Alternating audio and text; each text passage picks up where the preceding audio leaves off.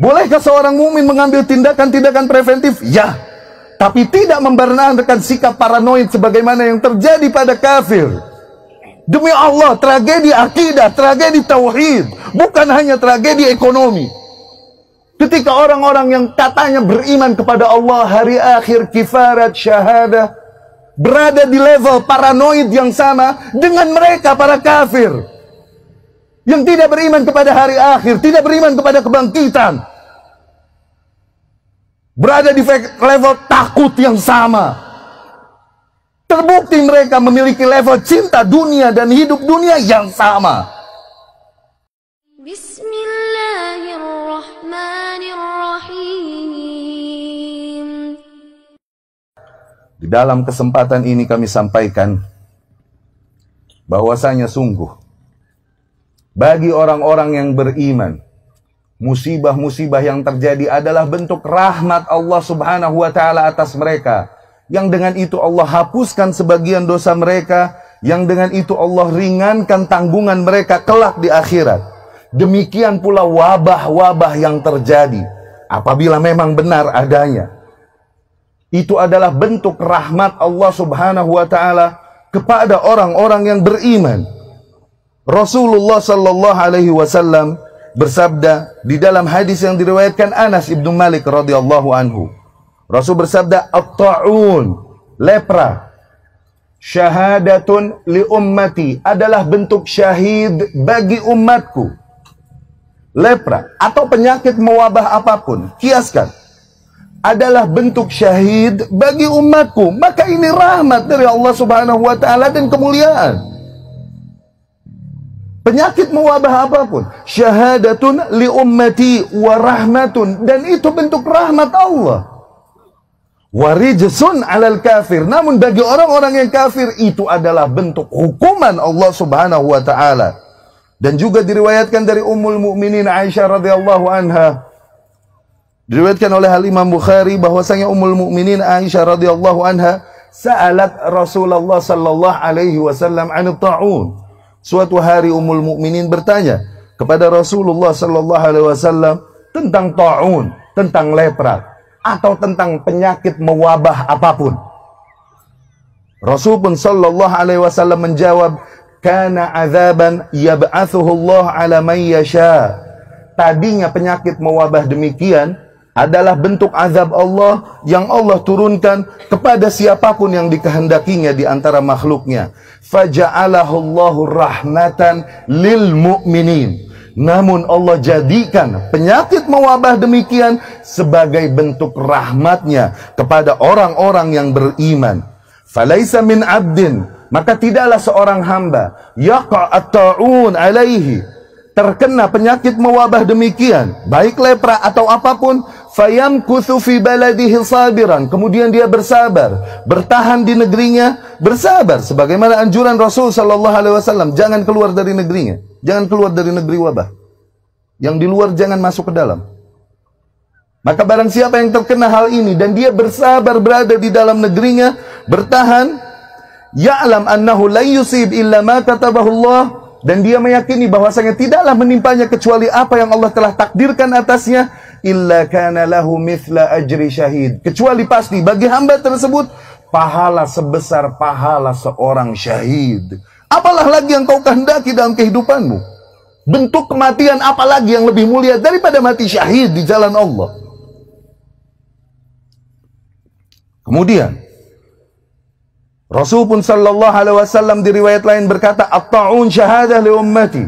Lepra atau penyakit mewabah apapun adalah bentuk kesyahidan bagi umatku. Man mata fihi mata syahidan. Barang siapa yang mati terkena wabah tersebut, dia mati dalam keadaan syahid. Wa man aqama fihi kana kal murabit fi sabilillah, dan barang siapa yang bersabar berada di negeri itu tidak keluar, dia mendapatkan pahala seorang yang berjihad di jalan Allah, bertahan di perbatasan di mana dia menghadapi musuh-musuh kafir, melindungi muslim di belakang, murabit di jalan Allah. Wa man farra minhu, dan barang siapa yang lari kabur darinya, kana kal far minaz zahf, maka mendapatkan dosa sebagaimana ia yang lari dari medan perang. Adalah dosa besar yang menjadi mubiqat, menghapuskan amal saleh, menghapuskan pahala, lari dari medan perang. Demikianlah sebagaimana juga terjadi pada zaman salafus saleh. Wabah tersebut di kota Syam, kota Amwas, yang mati darinya 25.000 jiwa orang-orang yang beriman. 25.000 jiwa mati dari wabah ta'un, wabah lepra yang terjadi di sana. Bagi para sahabat radhiyallahu anhum yang berada di luar kota Syam, sebagaimana Umar ibn al-Khattab bersama para sahabat yang lain, mereka tidak memasuki kota Syam. Mereka kembali dari Syam karena ada ajaran Rasul sallallahu alaihi wasallam, anjuran Rasul agar yang di luar janganlah masuk ke dalam, dan yang di dalam agar bersabar janganlah keluar. Demikianlah dicontohkan oleh salaf radhiyallahu anhum. Mu'adz bin Jabal berada di Syam. Ketika dia mendengar kabar ta'un, lepra mengenai negara Syam, hal yang pertama dilakukan Mu'adz adalah ia mengangkat tangannya. Allahumma, wahai Allah, la taj'al hadza ali Mu'adzin min hadza Mu'adzan. Janganlah kau jadikan jatah keluarga Mu'adz terlindungi dari hal ini. Lihat,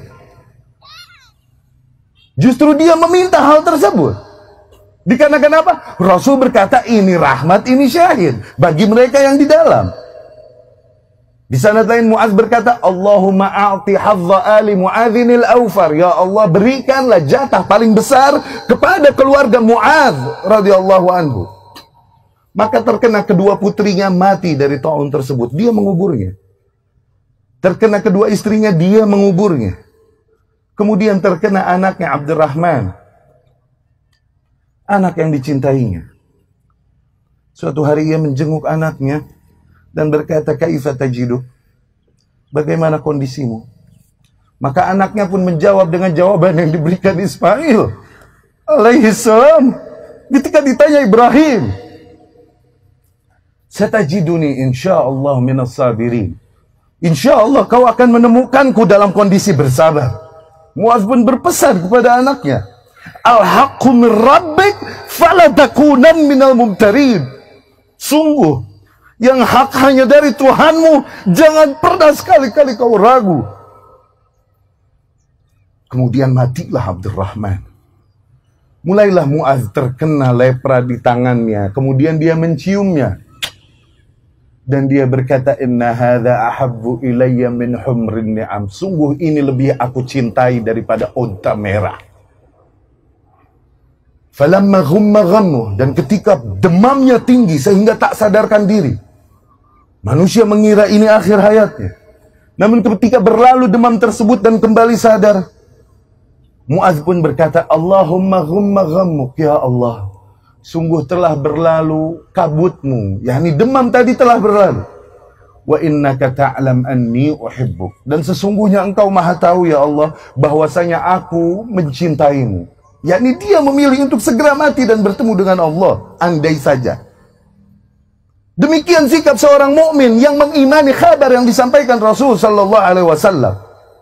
Maka apabila kau yakini memang negerimu adalah negeri wabah, apabila apa yang kau yakini memang yang terjadi ini adalah wabah sebahaya sebagaimana dikabarkan, apa yang kau lakukan? Bukankah kematian syahid yang kau inginkan? Bolehkah seorang mukmin mengambil tindakan-tindakan preventif? Ya, tapi tidak membenarkan sikap paranoid sebagaimana yang terjadi pada kafir. Demi Allah, tragedi akidah, tragedi tauhid, bukan hanya tragedi ekonomi. Ketika orang-orang yang katanya beriman kepada Allah, hari akhir, kifarat, syahadah, berada di level paranoid yang sama dengan mereka para kafir yang tidak beriman kepada hari akhir, tidak beriman kepada kebangkitan, berada di level takut yang sama. Terbukti mereka memiliki level cinta dunia dan hidup dunia yang sama. Mereka orang-orang kafir khawatir akan kehidupannya di dunia, wajar. Kenapa? Dunia ini segalanya buat mereka, tak ada hari akhir. Kita yang mengaku beriman kepada hari akhir, Kabar yang datang dari Rasul sallallahu alaihi wasallam berada di kondisi parno yang sama, musibah. Wallahi musibah. Apabila benar adanya memang wabah tersebut, maka langkah yang selayaknya dilakukan oleh seorang mukmin adalah sebagaimana dicontohkan salaf. Lihat, contoh yang diberikan Umar menghindarkan diri, dia berada di dalam negeri wabah atau di luar negeri wabah. Lihat contoh Mu'adz yang meminta, dia berada di dalam negeri wabah atau di luar negeri wabah. Kau hukumi apa negerimu? Maka apa yang harus kau ambil contohnya? Apabila kau memang mengimani penyakit ini sebagaimana dikhabarkan oleh media-media busuk yang merusak keimanan umat.